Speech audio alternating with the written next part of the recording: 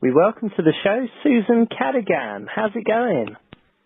Oh, not bad. I'm fine so far. So far? So what have you been up to recently? Well, since coming back from London, I was in London for about 5 weeks, October, November last year. I have been mostly home here with my parents. They're quite old and, it's kind of stressful sometimes. But I haven't been doing any music so far. I'm supposed to go into the studio shortly, but still working on stuff. What are you going to be recording at the studio? I'm working on some personal stuff, and I also have some tracks from a group in London. Quite a few people want me to collaborate with them and sing, Oh, okay. I'm also supposed to be recording with a band over there called the Paradigms. You ever heard of them? Yes, I have. Yeah, the Paradigms. Okay. Yeah. Yeah. But I have my own stuff. I've been slowly trying to compile an album, of old kind of classics in reggae. So, So you've got quite a few things going on there. Always. I try, even if I'm here, I try and write when I get a little free time to myself, And I live kind of far from out of town, so when I go downtown, it really takes away my whole day. So I've been whenever I'm in Jamaica, I'm very busy. Yeah, man. Well, that's the best way to be, isn't it? Exactly. You got to be. Yeah, sometimes you just want to flop down and watch TV and do nothing, but you can't do that every day. No, it get boring, wouldn't it? Yeah, man. You just something to be going. Many people remember your recording of Hurt So Good in 1975. How did that song first come about? Oh, Hurt So Good. Everybody, you have, as soon as you hear Susan Hurt So Good, Cadogan, what a thing. That song really started my career, because I hadn't really sang professionally at all when I recorded it. And I've always loved to sing. From I was like 10, 11, I'd always sing along with songs on the radio and pretend it was me singing. And my friend knew that I loved to sing. And her boyfriend had this song he had written, a song called Love My Life, and asked her to sing it because she likes to sing too, but she said, no, ask Anne, Cadogan. And everybody at home calls me Anne. But anyway, my friend's boyfriend, he was a DJ at the Jamaica Broadcasting Corporation radio station. He asked me to sing this song he had written called Love My Life. And he took me to the Black Ark at Lee Perry's studio in Jamaica here, Washington Gardens, and I sang Love My Life. After I finished singing Love My Life, Scratch asked me to sing Hurt So Good. He said he liked my voice and if I knew the song and would I sing it for him. And of course I knew the song. I knew every song. It's amazing how many songs are in my head. So I sang it, and Mighty Diamonds. Those days they were just the Diamonds. So what was that like? It was a Sunday evening, I think, and it was in the night. And it's my first time in a recording studio, So it was kind of surreal to me. I never ever thought I'd get to record, You didn't have a fear of it. You embraced it. No, I wasn't scared at all. It was exciting. Being my first time recording, put on a headphone in the little studio. I remember looking up through the lights, through the glass window at the little red and green lights. Scott Perry's studio had a lot of egg boxes and stuff on the wall to pad the sound. Those things I do in studios to keep the sound in. Yeah. And a lot of lights. And I sang Love My Life. I don't know if you know that song, but Love My Life was actually my very first recording. But I sang Hurt So Good the very same day. Oh, right. Yeah, and it's recently that Love My Life has resurfaced and it's causing quite a problem. Because the producer of Love My Life, who took me to scratch, Trojan now has Love My Life and says it's theirs, and it is not. Some link through Perry, but I won't digress.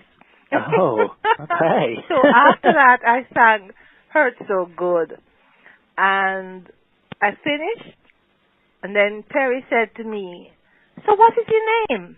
He didn't even know who I was, when I sang the song. So I told him my name was Anne, and he didn't seem to like that name, so he said that's not a sexy name, so he renamed me Susan. Oh, that was the reason, was it? I was Yeah. wondering. Yeah, the same night I sang Hurt So Good, he dubbed me Susan. I always like to say he dubbed me. Yeah. And well, he said that he loved my voice and he'd like me to sing some more stuff for him.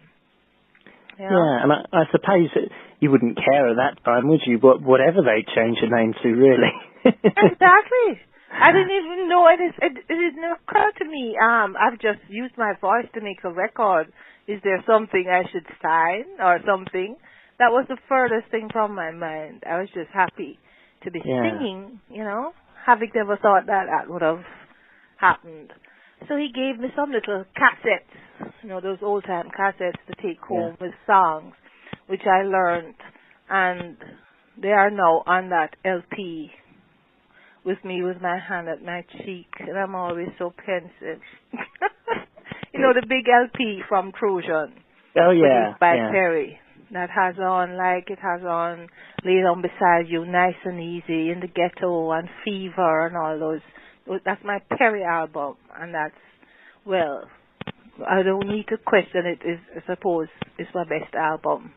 I grew up with a lot of music, hearing, and a lot of classical stuff too. I tend to like classical music too. I like to listen to Mario Lanza and piano concertos and things like, I love anything that plays. But coming from Jamaica now, and, I love reggae music. I don't think there's any music like reggae. Oh, it's fantastic, isn't it? The beat alone, but really and truly I grew up listening to more like a kind of soul, funk kind of music, like the Supremes and go way back to the Platters and that kind of stuff. Yeah. I don't know if that's why nearly everything I sing, to me, it doesn't sound like pure reggae. It has a sort of different feel, and people always say that too. What I'd like you to do now, could you give me a couple of your favourite tracks? It can be from any type of music, it can be reggae, it can be soul, whatever, and I'll play them for you on the air. Oh, my most favourite song I just love this song. The lyrics, the melody, the singing of it, and it's Unchained Melody by the Righteous Brothers. I think it's the most beautiful song. It's not reggae. It makes my skin crawl and it makes me cry. Oh, my love, my darling, I'm hungered for your touch. Oh, wow. I love that. And, of course, I love A Change Is Gonna Come by Sam Cooke. I think Sam Cooke has such a beautiful voice. Yeah. It's like all those really great singers, Oh, my gosh. Good Timeless, thing. aren't And they? I always post on Facebook, that no matter what happens, the music will always be here. Yeah. 100 years and those songs will still be here. The people may be gone, but the music alone shall live. I remember in school, the teacher used to have this, all things shall perish from under the sky. Music alone shall live, music alone shall live, music alone shall live, never shall die. I'd never forget that thing. And, it's really touching for me to think that 100 years from now, as I was saying to my brother My eldest brother is a doctor. He's a urological surgeon. And unless he discovers some wonderful thing, some fantastic false kidney to put in or something, 100 years from now, who is going to remember him? But 100 years from now, my great, great, great, great whatever grandchildren can put on a CD and say, wow, this was, Yeah. Susan. Very true. It will still be here. Isn't it wonderful for us musicians? Well, it sounds it. Mhm. And even you made your show maybe recorded and replayed so many years and said, boy, he was such a great DJ. Entertainment business is really fantastic, and I think musicians and any entertainer, the actors in Hollywood and things, we're so blessed. I think it's because singers, musicians, actors, they give a lot of joy to people, don't they?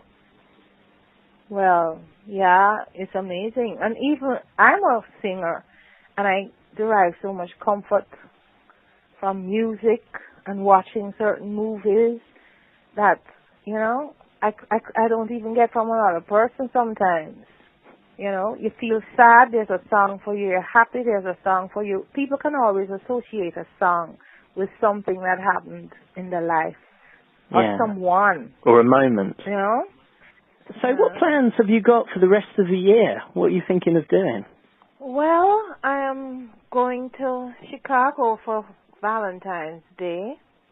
I have a show there with Norma Fraser. I don't know if familiar with her. She sang The First Cut is the Deepest. Oh, First Cut is the Deepest. Yeah, she's a more ska. She's like a little before me. Oh, okay. And a singer I don't really know called Charlie Organier, but he seems to be very popular in the States, So I'm going to do that Valentine's show. I'll be in the States for a bit, come back here and continue my recording, and then I am due in London July. And then I am due in London November. Last year I was on the Scammer Festival, and it was utterly so wonderful. They really did a great job. Was that in Great Yarmouth? Yes. That's the one, yeah. It was really well organized and well attended, and I had a lot of fun. And they looked after me superbly. So I'm going to be back on Scammer the 22nd of November. Great. And I suppose, and then maybe I'll be doing like Birmingham again with Friend of Fire Band. London is my home ground, I love to come to London. I love the cold weather. I like the people, and that's where I have all my fans. I don't like to call people fans, but, it's where I have my followers and people who appreciate me. Who like your music, yeah. Yeah, man. Last year when I did Scammer, it's, ska. I don't really have ska songs of my own, but I do sing a few ska tunes in my set, and the people, they just enjoy themselves. And when I was singing, they were just staring at me. So I said, oh my God, they're not enjoying themselves. I have to lively up the place. So I took my hand and I bring it up the band, to get them going, but in the end, they said they were just, like they were kind of just transfixed. They were staring at me. Because they're accustomed to just the da-na-na, da-na, everybody jumping and dancing, but they were actually watching and listening to what I was saying. So I was very moved by that, and it just inspired me. But this time I'm going to come back with my ska, some more ska in me. Because I think ska, ska and rock steady, when you go to Europe, that's what they love. It's because it's such an infectious beat. I mean, you can just dance all night long to it. Yeah. And basically, because of this lovers rock thing, I'm kind of more known as lovers rock. Some people call me queen of lovers rock. I don't know if it's because I sing love songs, because I'm known for my love songs. I have some conscious songs, but mostly I'm known for love songs. But mostly I'm attached to lovers rock. I wish I was Is more that a into good the thing rock. or a bad thing? What do you think? Well, for Europe, and it depends on the audience, you know. Some audiences like the lovers rock, like a Jamaican audience would like the lovers rock more than the ska, I think, unless you go like to Derek Morgan or those famous ska people. Mm. So it's good because I think I'm a reggae singer, and I think reggae embraces all That's the true. different genres inside reggae. You know, the ska, the rock steady, the even down to mental music, all those kind of different Jamaican beats, and the lovers rock. But sometimes, well, I don't know how true it is, but people say that lovers rock was really created in London, right? Mm. I don't know, because to me, any record made in London has an entirely different sound to something coming out of Jamaica. So whether it's British lovers rock or Jamaican lovers rock, it's all reggae. Yeah, definitely. So, I mean, you know, it's like on my show, I play a mix of ska, reggae, rock steady, lovers rock, everything really. So I think they all go well together as long as you do it in a good order. you know, it just the music evolves all the time. I think the rock steady, lovers rock, the reggae came after the rock steady into the lovers rock. You know, one time Glenn Adams, who used to play with Marley and who used to play with the Upsetters, was trying to explain how the rock steady turned into the reggae. I don't know. To me, it's just one big, beautiful music. It And I definitely sing is. anything. Well, we're looking forward to seeing you in England this year, in London and in Birmingham, hopefully. Yes. Thanks a lot for joining us on the show. And You're in Birmingham? oh no, we're in West Sussex, but Okay. people listen to my show all over, so a lot on the internet. And Yeah. July, I'm supposed to be going Nottingham, Leicester, and maybe London. They're still sorting out things. You know, music business is very iffy. So nothing is ever written in stone. You know, so you can never tell what will happen. But those are the plans right Okay. now. Well, Yeah, man. we look forward to seeing you here. And yeah, but when you do record something, just send it to me, and I'll get it on the air for you. Single I did a duet with Ken Booth that everybody likes. Okay. Well, can you tell us about that? I've always wanted to sing that song, you know how old it is, because Shirley Bass used to sing it, and she's another singer I admire so much, and I asked Ken to duet it with me, even though it's not a duet. We made it into a duet, and he voiced it right at his own studio in his home, but I haven't kind of released it yet, you know, because just a single, and nobody really wants a single. So that's why I'm building up more songs now. I have more songs recording to make up like a 4 thing. I forget what you call those things. I'm so old-fashioned. Some EP, something. A CD just has on 4 songs. Oh, okay. To be released. Yeah, you know? Yeah, I Or know if what I you mean. can get to complete an album. And in the meantime, I'll just do my guest spots with, like I did a guest spot with Friendly Fire from Birmingham called Where Is Love. I can send you that too. Yeah, So you sure. mightn't have it. So I'll send those 2 for you, and, you know? Great. And what was it like working with Ken? Oh, Ken Booth is a champion. I'm telling you, I'm fascinated watching him perform, and he has matured in his singing. You know, they say I still sound like a little girl. I have a baby voice, but Ken, oh my goodness, it just flows out of him. He can harmonize. He just runs. His diction. I'm very funny about diction, you know. I don't like people can't hear what I'm saying. And he is so warm and friendly. As you reach his house, you know, he has some fresh ginger beer or some fresh lemonade, or, you know, he's very healthy, health conscious. A wonderful gentleman, honestly. And I'm very, very, it's one of the highlights of my career to have done that duet with Ken Booth. I really admire him, you know. Well, we're gonna play that now. So. Okay. I'm going to send for your love story. You know, and it's such a broad aspect song, love story. It's not only about love between a man and a woman. It could be a love for your career, which it was for me. Now, where do I begin to tell the story of how great a love can be, and the love I have for the music, you know? Yeah, man. It's all Great. good. Well, thanks a lot for being on the show, Susan. Yeah, man, Chris, I sorry I didn't give you more of a chance to talk. I know. Well, that's all right. Got I'm something a to do in you, chatterbox, yeah. like Yeah. my father. My father's a minister, you know, so we talk a lot. So Oh, forgive me. And I that's all so right. People enjoyed want to it. hear you, so Yeah, that's man. fine. Well, So I'll thanks a million. that's all right, and I'll get in touch again when if you can get in touch with me when you've got your album out, and then if we could do an interview then, that'd be good. But in the meantime, I'll just email you those 2 tracks. And Okay, thanks great. again so much. No problem. Thanks. Okay then, bye.